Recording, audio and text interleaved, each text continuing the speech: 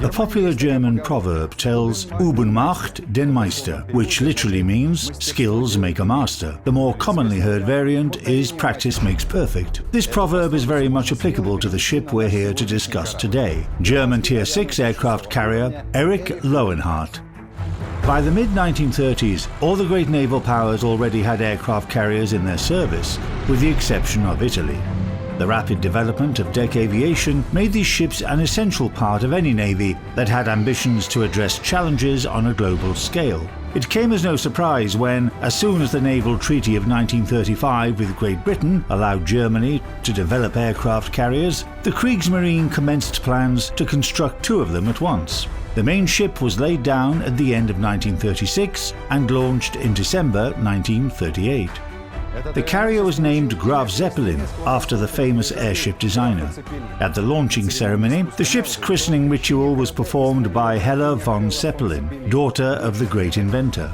By the beginning of World War II, the carrier was 85% complete. However, her construction was halted as early as the spring of 1940 due to the circumstances of the war. Later, the work on Graf Zeppelin was resumed on the basis of another modified project. The original project was picked up 80 years later by the world of warships designers. Their efforts resulted in aircraft carrier Erich Loewenhardt. Erich Loewenhardt is a Tier 6 aircraft carrier armed with squadrons that are powerful for her tier but not very numerous.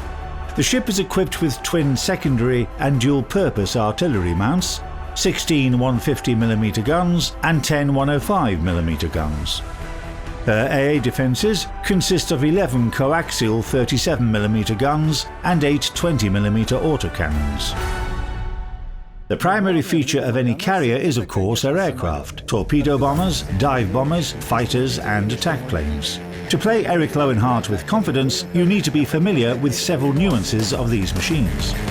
The armour-piercing rockets of attack aircraft are capable of inflicting serious damage to enemy ships if they hit a citadel, but they can easily ricochet or bounce off armour if they strike it at an angle. If you're hunting for destroyers, any rocket strikes that impact at a 90-degree angle on their thin armour will most likely overpenetrate and inflict only 1/10 of their maximum damage.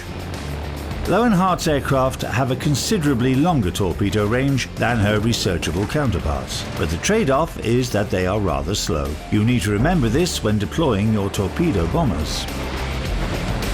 The bomber's reticule takes the form of a circle rather than an ellipse.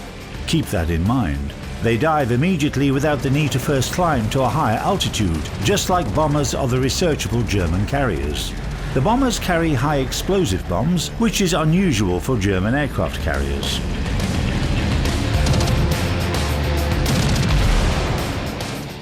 Of course, before leaving the port, you need to think about the best upgrades to apply to your carrier, and also improve your commander skills from battle to battle. For 10 skill points: air supremacy, improved engines, aircraft armour, survivability expert and improved engine boost. For 19 skill points, add the following: sight stabilization, adrenaline rush, torpedo acceleration and direction center for fighters. Upgrades: air groups modification 1, aircraft engines modification 1, aerial torpedoes modification 1 and dive bombers modification 2. I'm sure that your Erich Loewenhardt will prove that she deserves to carry the name of the famous World War ace pilot on more than one occasion. Good luck, captains!